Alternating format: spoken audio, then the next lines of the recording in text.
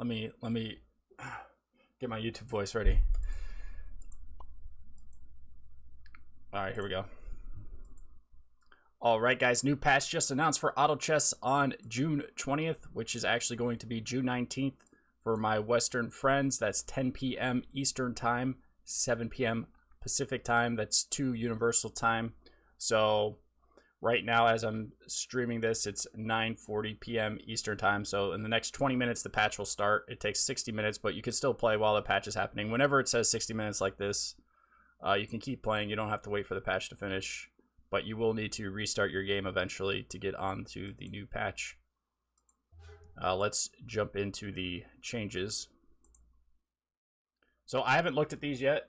So I do have chat on the bottom left hand side here, so they can give their input as well.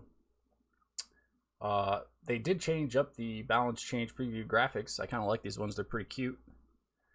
Not gonna lie, and they're pretty easy to read and understand. They're actually a little bit more clear than the way they used to display them. A lot of times they would just like tell you what the new thing is, but they wouldn't like tell you what it was before. And all these graphics, they like give you exactly what the change is, so it's quite nice. So starting off, they're buffing Lightblade Knight's HP, and they're also buffing its minimum attack at each star level, and they're buffing its maximum attack at each star level. Okay, so just overall attack is getting buffed at every level. Lightblade Knight was already decent in like 6 Glacier Kira. If you guys have seen one of my more recent YouTube videos, we had the 3-star Lightblade get first place. It's not a super consistent build. It's definitely difficult to pull off, but with this buff, it'll be even stronger, so give it a try. Fortune Teller's attack is... It looks like the minimum attack is staying the same, but the maximum attack is getting slightly buffed at every star level. That doesn't really do anything. Fortune Teller isn't useful because it has good attack damage. It's all about its ability. Its ability is getting a cooldown is going from 18 seconds to 15 seconds. So theoretically, if it goes off twice, then it becomes like a super tank. But usually after its ability wears off the first time, it ends up dying right away. So unless this cooldown was like less than like, I don't know, unless this cooldown was like 10 seconds or less, it probably won't go off twice. Frost Knight slight HP buff. So you're seeing like, I mean, maybe it's just because I played it recently, but you're getting a little bit of a Fortune Teller cooldown. I mean, this Fortune Teller change almost does nothing. So, but the Frost Knight HP buff, the Light Blade buff, the Glacier Light Blade build might be worth trying. The Shining Archer is ability damage is getting buffed at every star level by quite a bit. Wow, that's a huge buff, right? I mean, the thing is though, like the ability damage isn't what makes Shining Archer strong. It's just that it stuns for a long time. So it's just the minimum damage that's getting buffed anyway. The maximum damage is staying the same. So I don't know. I don't think that makes a big difference, but what does make a difference is a change in the stun duration, which it's staying the same at 1 star and 2 stars, but at 3 stars it's getting buffed by, it's going to stun for like an extra half second. That's overall, you won't really feel this impact at all, I don't think. No one's going to notice any of these changes.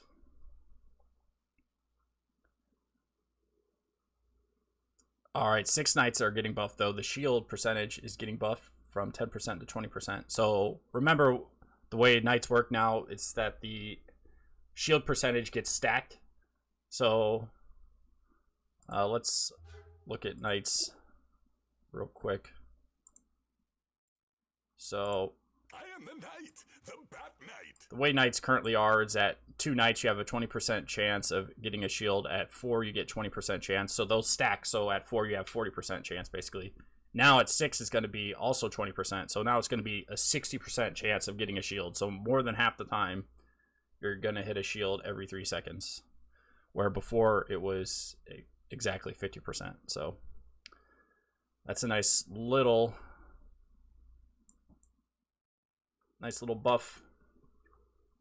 Everything else is the same here. In terms of like how much HP you're getting restored is still the 250. Alright, this is one I haven't really read through, so we're going to have to read it carefully. So 4 Horn causes all enemy units to have a 10% chance of taking... So the change is it's getting the 10% chance of taking physical damage is getting buffed from 100 physical damage to 250 physical damage.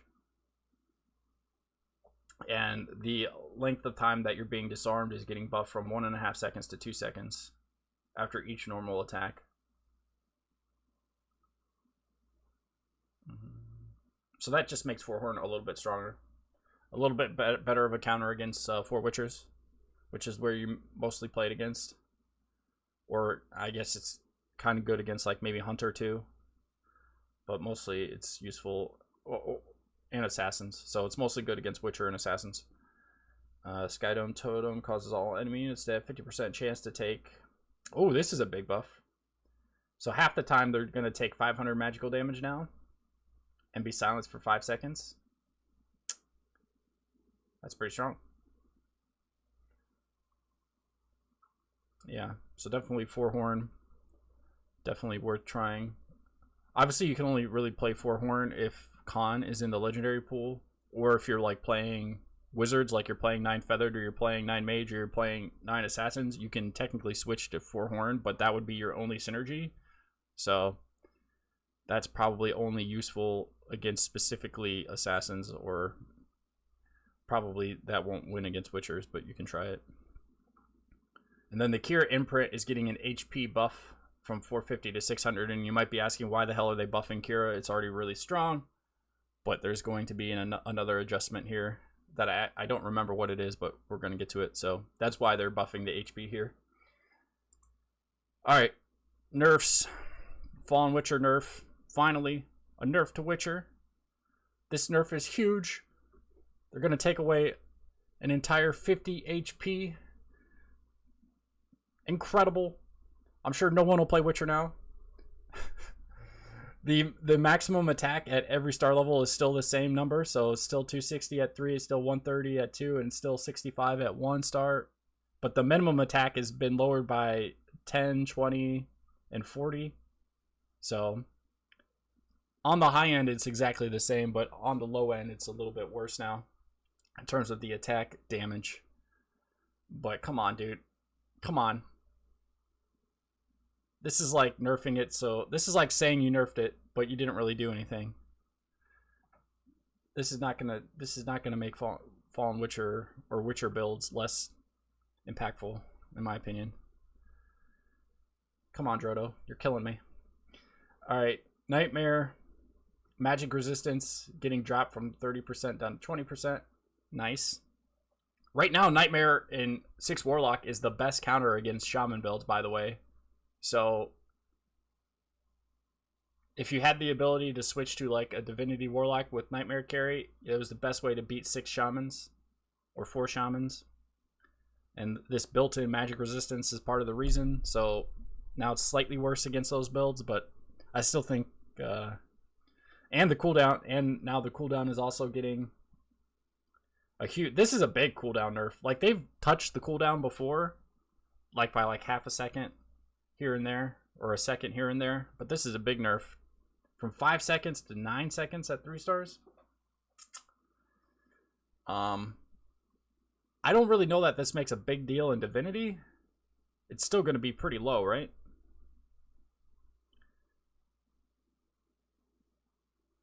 I still think 60% reduction on 9 seconds is what? 9 times 0.6. 5.4. Oh, sorry, guys. I always forget my multiplication key is a hotkey. So it'll at 3 seconds for Divinity, you'll be looking at. Am I reading this right? No, it's not. It's 9 minus this, right? Am I doing the math wrong, chat? Am I an idiot?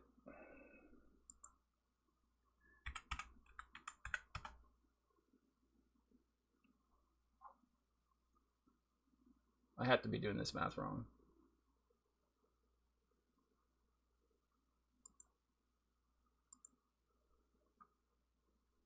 Is 3.6 seconds?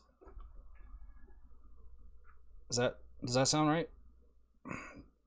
For some reason that doesn't sound right to me. All right.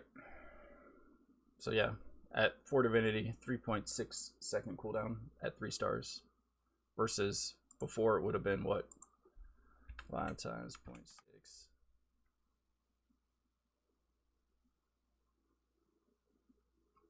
Sorry guys. Technical. I gotta remove that hotkey. Before it would have been 2 seconds. So before at 3 stars, and 4 divinity nightmares cooldown would have been 2 seconds. Now it's going to be 3.6 seconds. So that's a pretty big deal. All right, next is 4 beast, 4 and 6 beast allied unit attack. Plus 40% is getting knocked down to plus 30%. Friendship is magic. So I assume that means. I assume that means at both 4 and 6%, the ally attack of plus 40% is getting reduced to plus 30%. And then before, it added 10% physical vulnerability, which can be stacked 8 times. Now that stack is 10. So at 6 beast, the stack vulnerability is a little bit higher. But so basically this makes 4 beast weaker a little bit, right? So when you're playing like 4 Witcher, 4 beast, not as strong. That's good. They don't want to nerf witches directly. They just want to like work around the edges apparently. Next, mages. They're reducing the enemy negative magic resistance for mages. So instead of being like negative 40% for 3 mage and negative 90% for 6 and negative 90% for 9, it's now negative 30 for 3, negative 80 for 6 and 9. So this, I mean, mages are really strong right now, so I totally understand why they're doing this. I mean, I don't think this is going to make mages unplayable, but mages have been busted for a while. Like mage shaman, all mages. The only reason why mages are held in check at all is because marines, but then when you combine it with shamans, it's like stupid. You guys saying mages are done. I wouldn't go that far. We'll see. We shall see. I'm not ready to say they're dead. Mania is getting an attack decrease here, plus 50% attack to plus 45% attack. It's a nerf, but it's not a huge nerf. And then the percent chance of getting the 400% damage dealt, it's getting dropped from 25% to 20%. So instead of being 1 in 4, it's 1 in 5 now. Small nerf, but Mania was probably one of the best legendary items right now because it's really good on Fallen Witcher and it's really good on Emberblade and really good on Red Fox, and like those builds are like the strongest builds in the meta right now, right? So, and really good on Siren. Like most of the best builds right now are running Mania. So the nerf, I like when they make small changes like this to things. Like this item is clearly the most popular item in a lot of builds, so let's not nuke it into the ground, but you know, let's make some small adjustment. I'm glad when they do stuff like this. All right, and then here's the Kira adjustment I hinted at earlier.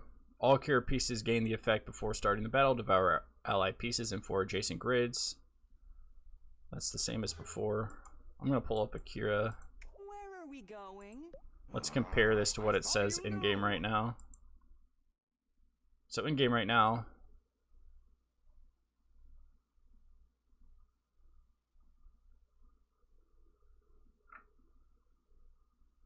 well, this adjustment just seems like a buff unless I'm reading it wrong, because right now Its devour ally pieces in 4 adjacent grids whose selling price is not higher than itself, gaining 52% of their max HP and attack.